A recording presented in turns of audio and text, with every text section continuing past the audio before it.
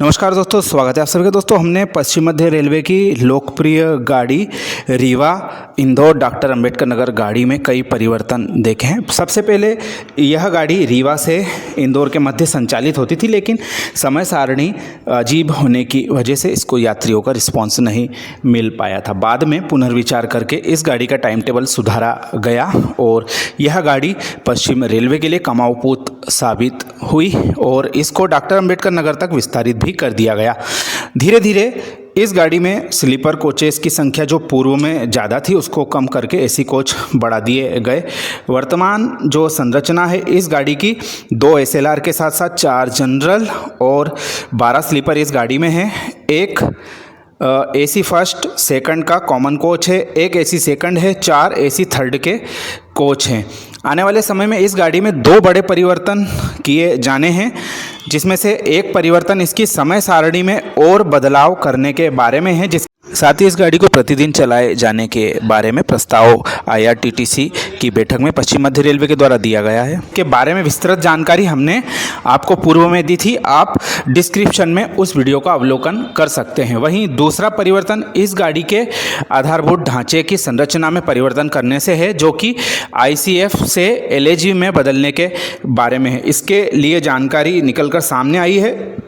आगामी 6 अक्टूबर को रीवा से चलने वाली गाड़ी और 7 अक्टूबर को डॉक्टर अंबेडकर नगर से चलने वाली गाड़ी में LHB रेक का उपयोग किया जाएगा, जिससे कि यात्रियों को आरक्षित श्रेणी में तो सीटें अधिक मिलेगी, लेकिन जनरल श्रेणी वाले यात्रियों का खासा नुकसान इसमें होने वाला है। आगे आप इसके बारे में जानकारी डिटेल में पाएंगे। तो जैसा कि आप सभी जानते हैं, इस गाड़ी के जनरल कोच की जो भीड़ है वह काफ़ी अधिक रहती है।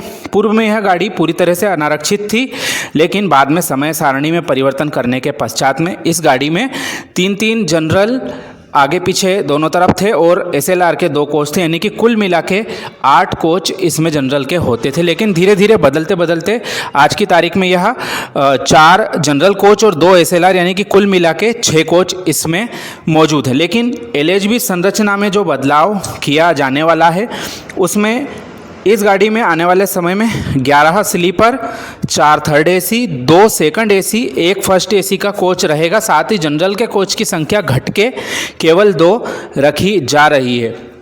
इससे सीधा नुकसान जो है हमारे अनारक्षित श्रेणी के यात्रियों का होने वाला है। आप सभी जानते हैं वर्तमान में अनारक्षित यात्रियों को कितनी अव्यवस्था से होकर गुजरना पड़ता है। हम विभिन्न दूसरी जगहों की गाड़ियों में देखते हैं खासी ख़राब कंडीशन वहाँ पर यात्रियों की रहती है, जैसे कि उन्हें शौचालय में भी यात्रा करना पड़ रही है। हालांकि इस गाड़ी में ऐसी स्थिति नहीं रहती है, परंतु इस गाड़ी में मैंने खुद ने भी सफ़र किया है कई बार, तो हम दरवाजे से ही आगे नहीं बढ़ पाते हैं अनारक्षित कोच में। तो ऐसे में पूर्व के कुल मिला के 4 पूरे और 2 आधे कोच यानी कि 5 कोच हम मान ले, उनमें भी भीड़ की स्थिति देखने को मिलती थी।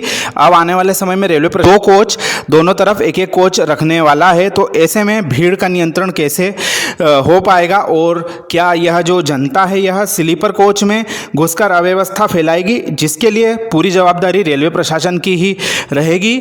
हमने ट्वीट के माध्यम से रेलवे प्रशासन को आगाह किया है। साथ ही जो स्थानीय संघर्ष समितियां हैं रेलवे के लिए काम करती हैं, सामाजिक संगठन, उनको भी हमने पूर्व में जानकारी दे दी है कि इस विषय में आप लोग पश्चिम मध्य रेलवे का ध्यान आकर्षित करिए कि जनरल कोचेस की संख्या किसी भी स्थिति में 4 से कम नहीं होना चाहिए, क्योंकि एक बहुत ही महत्वपूर्ण कनेक्टिविटी है। इसकी फ्रीक्वेंसी भी आने वाले समय में प्रतिदिन की जाने की योजना पे काम चल रहा है। ऐसे में यदि इसके सिर्फ 2 ही कोच जनरल के रहेंगे तो आम यात्रियों को काफ़ी नुकसान होगा। जो आरक्षित श्रेणी है उसमें तो भरपूर ट्रैफिक आप लोगों को मिल जाएगा, आमदनी मिल जाएगी, लेकिन अनारक्षित यात्री को यदि जगह नहीं मिलेगी तो वे लोग स्लीपर कोच और आरक्षित श्रेणी में घुसेंगे, जिससे कि व्यवस्था बिगड़ने की संभावना हो सकती है और उन्हें बेफिजूल में जुर्माना भी देना पड़ सकता है। तो इस बाबत जो हम प्रयास कर रहे हैं कि इस गाड़ी में आरक्षित श्रेणी के कोचेस की संख्या 4 से कम किसी भी सूरत में नहीं होना चाहिए। इसको आप सभी लोगों का समर्थन मिलना चाहिए। यह महत्वपूर्ण जानकारी अपने मित्रों के साथ शेयर करें और उन्हें भी इस बारे में जागरूक करें। आप सभी का धन्यवाद।